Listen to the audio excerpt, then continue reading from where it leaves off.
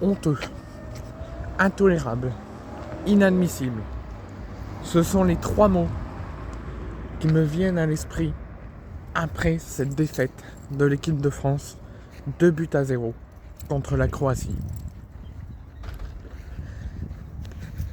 Et si je devrais dire de façon plus longue, manque de professionnalisme et faute professionnelle pour l'équipe de France hier sur le terrain du Hajduk Split, le club croate d'un de nos anciens coachs de l'Olympique de Marseille, Gennaro Gattuso.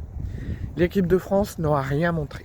L'équipe de France aura beaucoup fait d'erreurs de la première à la dernière minute, aura eu énormément de lacunes, aura été fébrile sur tous les compartiments du jeu et n'aura, j'ai l'impression, jamais voulu arracher quelque chose.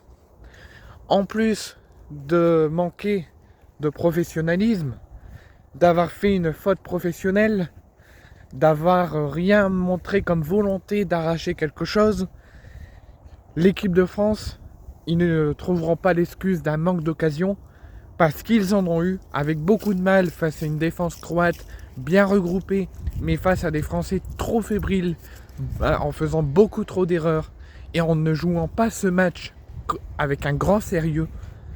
L'équipe de France s'est fait plomber et s'est inclinée 2-0 et aurait même pu s'incliner plus lourdement si on n'avait pas un grand Mac Maignan au but et qui sur le deuxième but ne pouvait rien faire.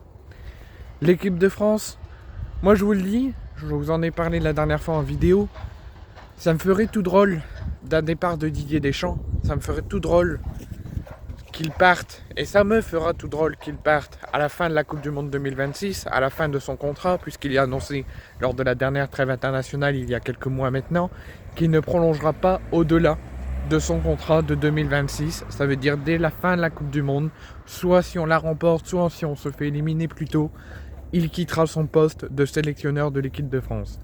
Pour moi, ça me fera tout drôle. J'aurais aimé qu'il reste encore de nombreuses années. J'aurais aimé qu'il prolonge. J'avais souhaité qu'il prolonge. Et je le souhaite toujours. Mais pour le bien de l'équipe de France, il faut un changement de projet. Il faut un changement de jeu. Il faut un changement de joueurs aussi. Et avoir des joueurs qui ont plus le caractère du projet de l'équipe de France. Et qui ont plus le caractère et l'envie de jouer pour le pays. Et pour arriver à de grands objectifs.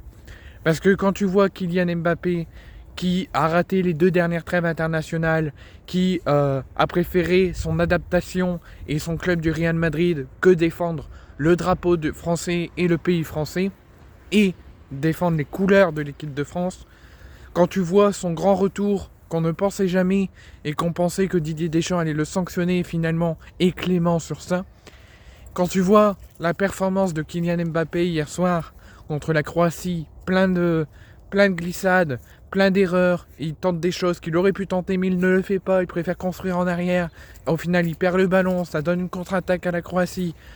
L'équipe de France qui fait plein d'erreurs, les joueurs, il faut les changer. Le coach, il faut changer. Il faut tout changer en équipe de France. L'équipe de France est trop habituée à jouer ensemble, il faut de la nouveauté et de la création d'idées dans cette équipe de France. Parce que pour moi, l'équipe de France, s'il voulait bien représenter son pays, s'il voulait poursuivre et remporter une nouvelle Ligue des Nations, fallait pas faire ce genre de match. Parce que là, tu te retrouves dans la merde pour le match dans 2 jours contre la Croatie, pour le match retour au Stade de France. Certes, il n'y a que 2 buts d'écart, il suffit que tu gagnes sur le même score que la Croatie a fait à l'aller, tu vas en prolongation et tu as l'optique de te qualifier en prolongation. Mais pour faire un grand match, pour faire une remontada et éviter les prolongations, il faut quand même battre la Croatie 3-0. Et la Croatie nous a mis à mal. La Croatie nous a marché dessus chez eux sur leur terrain.